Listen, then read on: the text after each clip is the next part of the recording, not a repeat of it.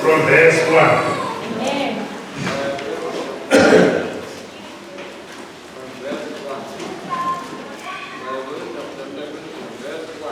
Yes.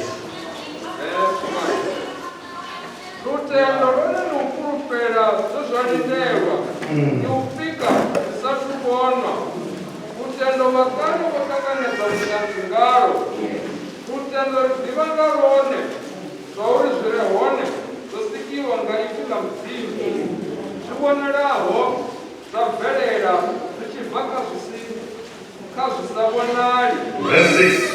Verse 6. Now, the matter of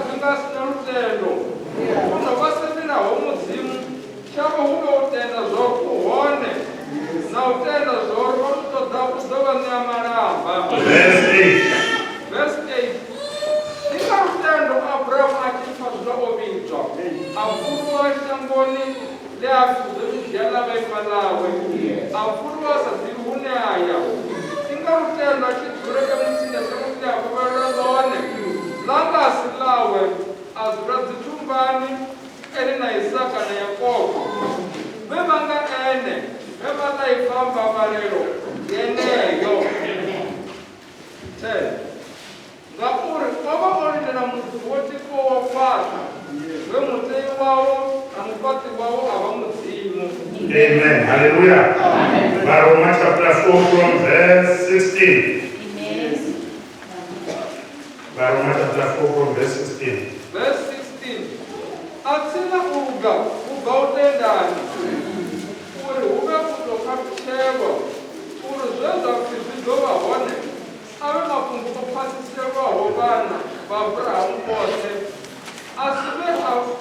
asive avana vamurehofedzi ave naavatevezi vautenda haAbrahamu ari kuti azvirodze. 17. Kunga humaruhafi ndoita kotsi yachaka dzose zvoko zvoraro pana mutimu weAbrahamu amutenda pana hagoi achizova avizaho zvisiyo zvanga zvihone. Abrahamu otenda ngaupurupira zvisakurupedzenyi zvaufuri kudova kotsi yachakani kunga hobvi mbeu yauidzo ana yararo hongoneta utendani naukova etsini hamimwa yadhana hongoerero kugara hawe naukeguru hasara. Amen. Hallelujah. Kulikuwa mzinga na machororo aramudzima chaifarisa kuti vari kuamba marutendo. Hallelujah. Verse 19. Verse 19. Hongoneta utendani naho etsini hamimwa yadhana hongoerero kugara hawe naukeguru hasara. Hallelujah. Kama ndivane chifaniso na chikukwapa norumiwa vafunzi vatuma ngepasi VENDA zvino zvitodza mutokari paho ati havana kutari auri asogosvika une rutendo rwapera asogosvika une rutendo anetakaro oru rutendo rwemudzimari nearone richiridzwa apai rovidzwa vakubidzero kopambana navo nenemiyadhuva veivhangeri yavaikotumaiwa rova revanji mara mudzimai misarupendo avananga avanyakutesesere kwakuti kusafanira vatu vevavakufachumairo yanenenodhuva vatakuwana rupendo rumwe noravanumutanga manga. That is why Madam Christian Amrao Wani Matomoni against Machibaniza Bamu Tumayo Toma Bashi Zenaka Bageli Bashi Kupazana Manda Basa Visit Nachi By Baba Zarone Arume and Isimu Adobari Warning. The only never go on up the Robo Rusa Neti Rusa Fi Zino nikitaka mpaka niko kwa wazori. Ala mtendo ndakapenda wafa. Sasa nenda kuzunguni sasa nenda wale. Dichikati cha upendo hichi. Chinema njufu kwa donaita. Riko zunguna manji wako remu mshara mtendo. Rwa wote na karo. Dora nitamsi nituko chumera. Ungabona watu banji mune umaritani. Waya mzimuni wajena. Gazi chumera zenda zivisa. Waya wajena mpakora. Rawana mtanzi. Zauruna wazalwane. Bera wachimiza. Gachumero ilei. Ya wangu wa zhivi. Na uketwa. Na mandamia uketwa. Waya wajena mzimuni. Waya mtanzi. Na nera wana mtanzi nazo. Na utendo nera wanalo. Zauruna mkedozi na mzimuni. Maraba wana nyewana waniko chumera. Nichiko riba tuwae mzimuni. Na wanano shamkera mtendo. Eba zalwane. Zoma keda mtendo mshipera. Bawana nyewana waniko wala tunishiwa isa mzimuni. Na wakando ya zhivi. Na uketwa. Na mandamia uketwa. Zenda wandoke na kazo. Bawana utendo wananushikopera. Ndikoto wapachaiso basi utendo utendo mshipera. Biblia mwana kwa tukadoshizo baba hakunashika. Na uketwa uone hapa. Na manda mtimia mketwa mwana. Wakuona nichiko baba ime chimeta hai. Ria nichimira.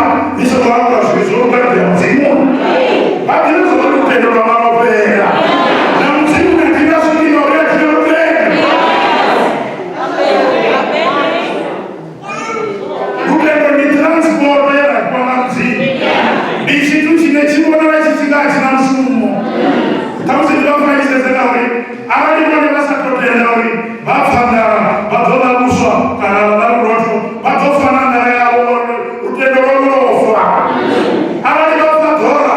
Basatendauri. Badola mati. Batofana dola lao. Dichoni chikicho kalipasi. Chinecha dole shikisa mzimuni. Hallelujah. Zino kufaka wana wakari ya Abraham. Muna wake na mzimusa kenizei. Diba peti motifaizo za Abraham. Check na ene hali ya neke karuteno. Kwendo wasa dorufurezi. Uriya kulisa rangalma na mazua. Museki kumuna zonu ikasuwa chimira. Mtanaishi mero no kwa msetio. Albandela kumuli na mwana wake. Wapenda peti. Mara mzimu ono mpa mseti. Abraham atena. Magarama chibala pili. Ono bandera fukuro lawe. Gauro wote na mzimu. Kama mchero msisa ono beba. Mzimu wa damu ni ngari. Siapa tuka na Isaka. Utuwa na yoeta wani ya moria. Uwe mitakitare wani ngei. Araro wasina mkadata mzimu wa kukupa wao. Upamu wa mzia sunoko chena wina.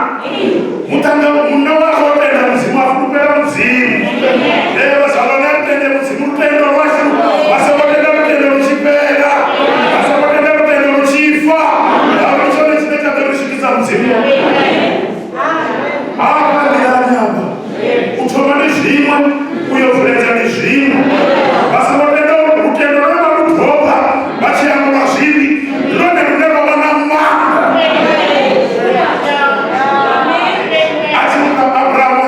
Achimbrori, nilisemu kukaransi koteweza zemzi mwamba. Marari mzimu mpupezi isange mbrama. Mtuwa kote ya chaka nji. Afarange tuwale alichwa. Ujifa Abrahama takwasha mwila hao. Uyeshe mwila usumeza. Itoeta mshagaru huu. Afarane ba. Itopa tucheza. Afarane ba. 17. Batimana wasaka 17. Asa kulingiwa. Mzimu wa dhari Abrahamu. Itoeta mshagaru huu. Itopa tucheza Abrahama. Afana. Achimrana mzimu. Awa milingo shida. Awa zingine. Awa zitazitaizo. Awa tendo mshishawa. Awa zikamatupo. Awa tendo masawani. Achaisa atamtanga wawe. Milingo kama mingi Abraham. Mara mna mbwane. Ali mzimu recommendari. Na uko tenda pezi. Oruka.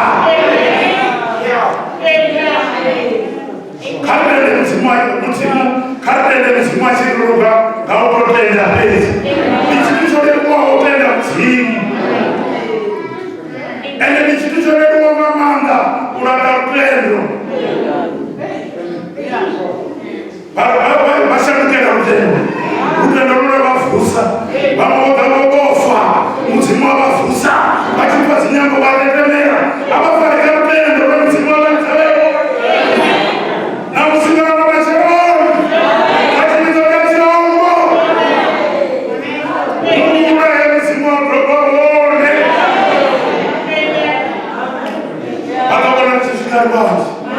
Chiriro chamafunzi vachivazoona chichifiwa mutimu rikuorina navana vasho navokosi asina mashaka achirote chiti chinokotinanurata rutendo rurata funukueredza vatenda mudzimungano nevana vachipa evhangeri varakazvota